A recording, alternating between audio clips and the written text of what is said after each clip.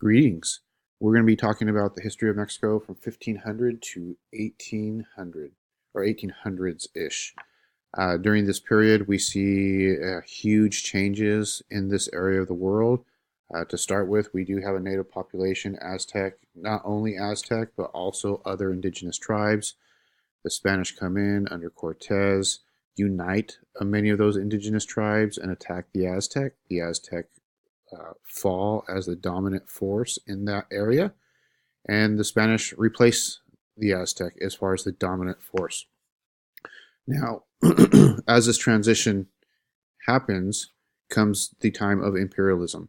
And imperialism is when a foreign country, for the most part, takes over another area and wants their resources. That's the main want, anyways. During this time of imperialism, roughly 300 years, if you will, very barbaric for the most part. The reasoning behind it is many of the Spanish, not just the Spanish, but also as we progress, other countries also coming into native populations, and not just in the Americas, also in Africa, see the native populations as barbaric, as heathens. They don't believe in their faith. They don't believe in their way of civilization, their types of government, completely foreign to them. So they just look at them as beneath them. So because of this, typically very cruel behavior by the Europeans towards the indigenous populations. One reason for it, like I was just saying, is religion. So they felt that it was their duty, their Christian duty, to convert these people. And in some cases this happened, in other cases it didn't. We huge issues as far as turning people towards Christianity during this time frame. In this type of imperialism that we see in Mexico, and not just Mexico, or modern Mexico. Remember, Mexico was much larger than it is today. If we look at California, Texas, Arizona, Utah, I think I said New Mexico. Yeah, I did. Um, this was all controlled by Mexico. Now, in the farther off areas, not really direct control, just kind of lightly controlled certain areas. But they did have a system called the encomienda system. So this encomienda system, these huge estates of land, and typically, it's cattle, sheep, other livestock type animals, farming, and these people were given these encomienda systems. Typically, they were Spanish, and they supervised the natives, put the natives to work, try to convert them to Christianity. For the most part, treated them like slaves. Now, that worked to an extent, however, because of diseases like smallpox, measles. By the way, some diseases that were seen once again coming to the forefront. These were killing huge swaths of the population. So when we look at the population during this time, or before imperialism really started, 25 million in the area of Mexico. And in a period of 200 years, we only have a million of the native population. This is because they didn't have the immunity like Europeans did. Now, Europeans initially, when these diseases came about, they didn't have the immunity either. But all those people who didn't have immunity died, and of course, Europeans they reproduced, and they had the antibodies to protect them from smallpox and measles, because they already went through this dying off process of dying off from smallpox and measles. So the native populations had this dying off period as well. We just talked about the encomienda system. Part of that encomienda system allowed or made sure that peninsulares or Creoles had those vast, the vast wealth of land. They did not give this to typically mestizos unless you paid for it. And definitely not indigenous, none of the indigenous population. So if we look at peninsulares, typically who peninsulares are, they're from Spain, and they do have they figure they're going to end up going back to Spain eventually also. So they really don't have a lot of buy-in in this area of the world because they know they're going to make their profits here and then end up going back to Spain with their profits. Creoles, on the other hand, Creoles are of Spanish blood, but they are born in Mexico, typically upper class, but they're still looked down upon per the Peninsulares. Next, mestizos or mixed. So we have Spanish and native blood in mestizos, and then of course indigenous. These are people who are just like it sounds, indigenous to the area.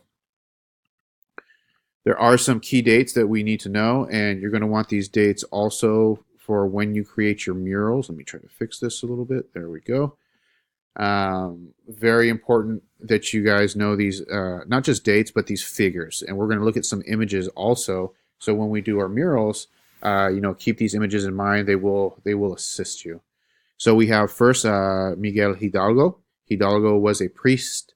He went ahead and united a lot of the native and mestizos to drive the Spanish out. He was a Creole, but he did not like the way the upper class treated the lower class, so he organized a revolt. Now, he was killed in a battle. Morales replaced him as the revolutionary leader. He was a mestizo priest, so a mixed priest. And we keep seeing these revolts from the ground up or the bottom up initially, but they're quelled relatively easily because multiple reasons: lack of organization, weaponry, quite a few different reasons why these revolts failed in the long run. Also, Morales is killed by the Spanish. Fighting continues. Revolts keep happening. They want equal rights. Mestizos, indigenous, mostly mestizos. Indigenous are kind of, for the most part, keeping to themselves at this point. 1821, we have Uribe. Led Creoles and mestizos to a victory over the Spanish. But this really didn't change anything. So we still see the upper class, the Creoles. Remember, this is Spanish blood. But born in Mexico, basically just replace the Peninsulares. So we see no land reform. We see the plight of the lower class not getting any better. Mexico is taken over by dictators, corrupt leaders, unable to help the country to improve conditions between the 1830s to the 1850s. So we just see dictator after dictator, replacing one for another, and we see no real change in Mexico. Now here goes some images of Hidalgo and Iturbide. You'll notice priests, if you in some of the imagery that we're going to be looking at. Look for people in this, black jacket. We've got the collar right here. The church is heavy in a lot of the murals that you're going to be looking at here shortly. Next on the list we're going to be talking about is Benito Juarez. So in 1861, war reforms. Juarez, he's a lawyer. He's also indigenous. Okay, he is native. So when we look at Juarez, he led the fight for improvements and was elected president. He built schools, redistributed land. That should say redistributed land. Made major positive changes for the lower classes. So we went from 1861 to 1862.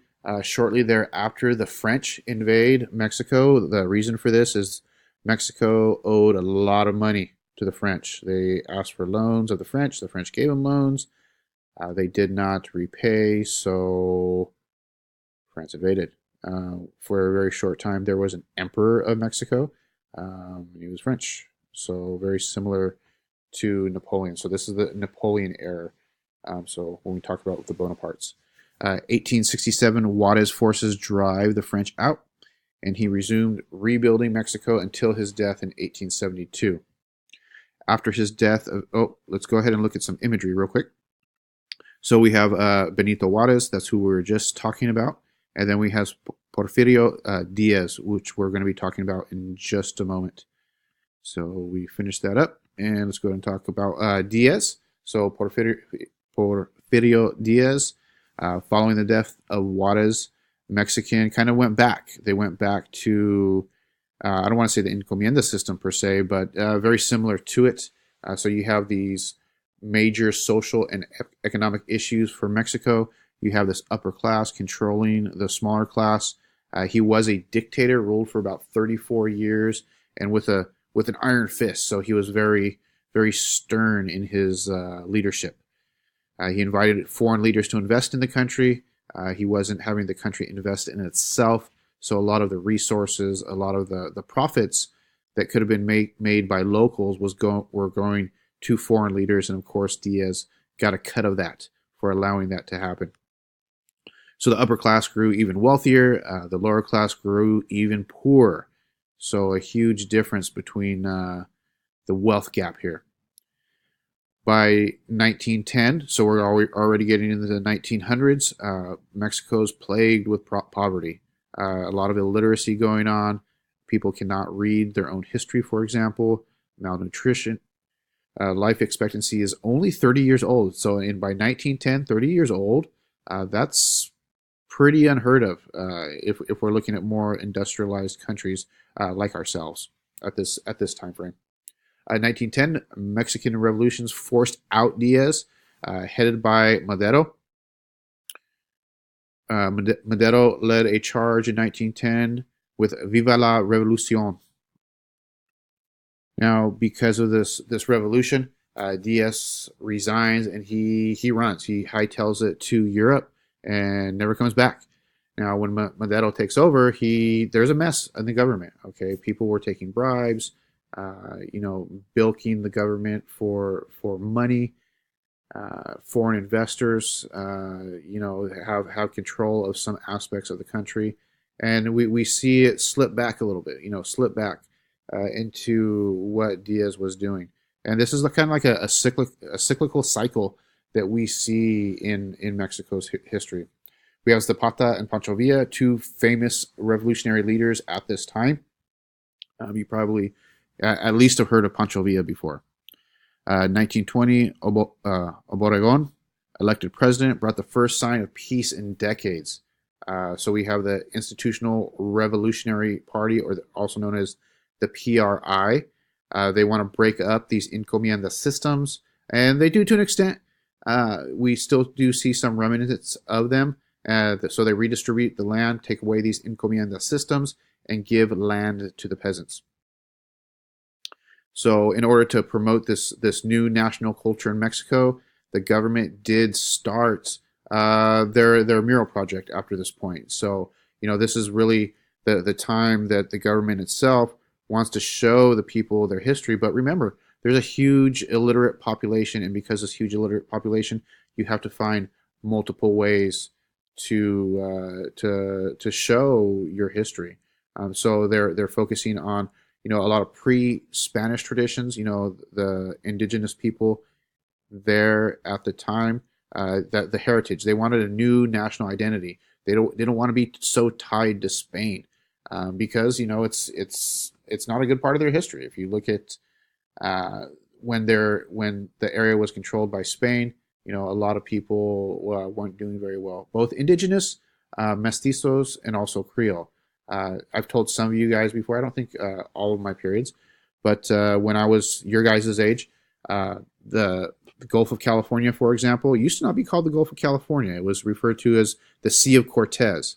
And that kind of shows how Mexico is trying to transition out of being, the more Spanish heritage.